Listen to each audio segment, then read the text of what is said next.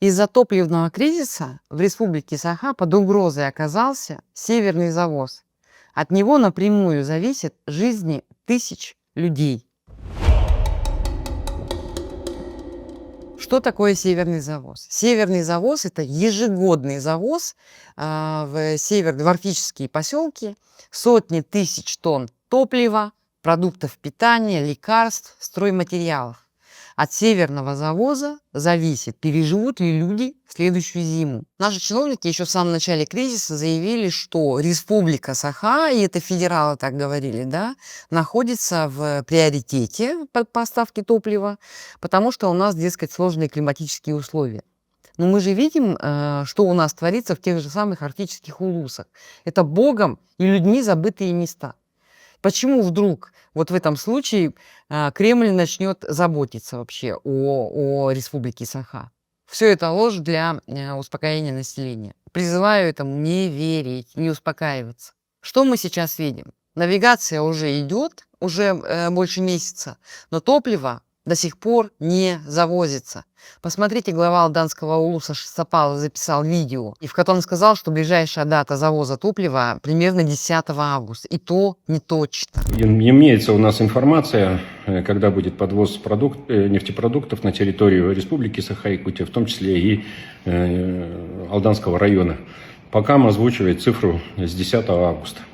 Получается, что такая ситуация у нас как минимум сохранится до 10-15 августа. Потом уже в зависимости от количества подвезенных продуктов будет ясна дальнейшая ситуация на территории района. Кстати, после этого тревожного видео Шестопалов записал еще одно и сказал, что уже, дескать, топливо в Алданский улус везется из какого-то соседнего региона.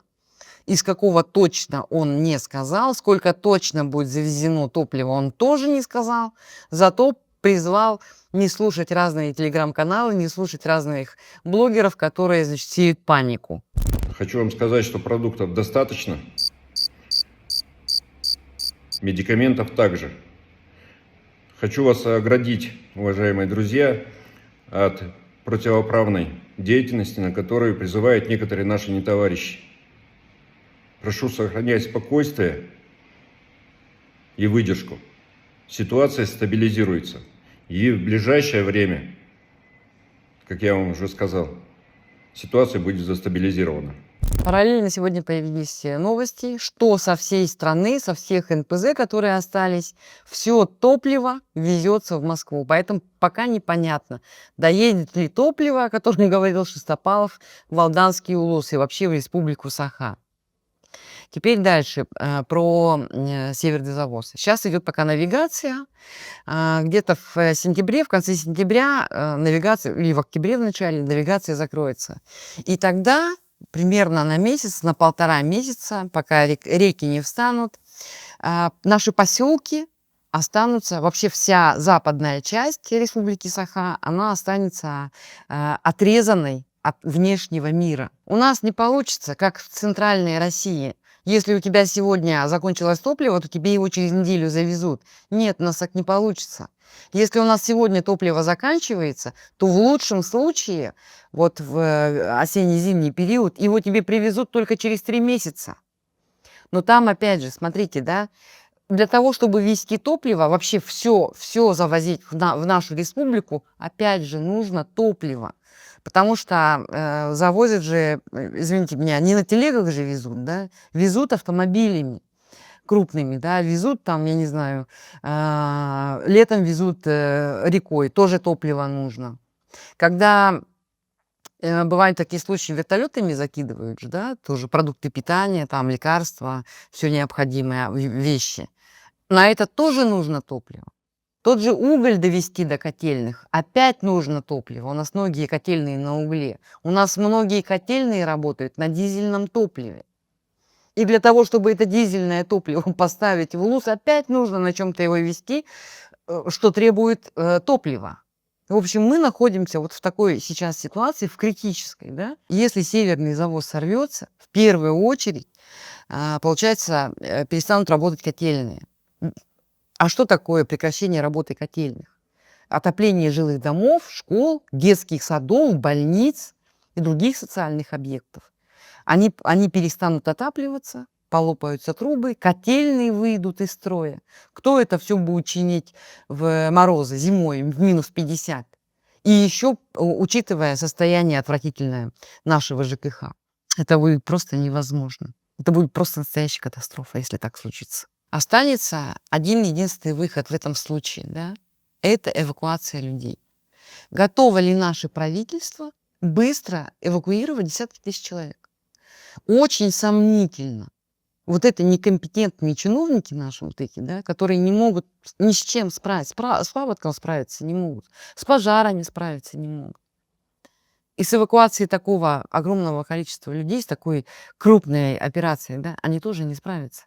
Есть еще опасность. Это дефицит продуктов питания. У нас в арктических улусах нет собственного сельского хозяйства, ну, такого масштабного, которое может покормить целые улусы, да. Поэтому все продукты, мука, сахар, крупы, масла, там, консервы разные, да, я не знаю, лекарства, это все завозится в период северного завоза. Если поставки будут сорваны, магазины, понимаешь, да, что будет? Магазины быстро опустеют. И людей ждет голод. В этой ситуации больше всего возмущает реакция руководства нашей республики Саха. Еще когда кризис только-только начался, Айсен махнул на него рукой, успокоил, сказал, у нас все в порядке, мы, дескать, завезли еще в прошлый раз, у нас еще есть топливо. Я считаю, что это абсолютно безответственная реакция. Они только-только сейчас похватились, когда уже кризис пошел по всей стране, когда топлива практически нигде нет, оно ограничено, когда многокилометровые очереди стоят на заправках, да. Ограничили, сейчас они, как они спохватились, что они сделали? Они просто ограничили продажу топлива. Они не предоставили какой-то антикризисный план, да?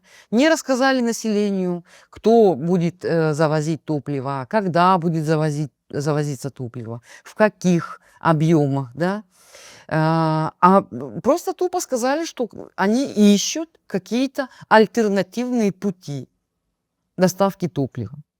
Видимо, заранее предусмотреть, даже тогда, когда только-только все это началось, было нельзя. Не хватило им мозгов все это заранее предусмотреть.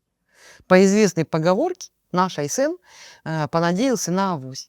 Вот только сейчас они заговорили про собственные НПЗ. То, что Шестопалов говорил, да, типа мини-НПЗ мы готовы тут у себя установить. Только сейчас, в критический момент, что называется, пока петух не клюнул. Конечно, у Айсена, у правительства, у наших чиновников, у наших депутатов дети не будут страдать и мерзнуть. Страдать без лекарств и без продуктов питания? Конечно, нет. Поэтому они абсолютно безответственно подошли к этой ситуации. В наших, как они везде кричат, тяжелых климатических условиях. Почему у нас нет собственных НПЗ? Мы много раз об этом же говорим. Все об этом говорят.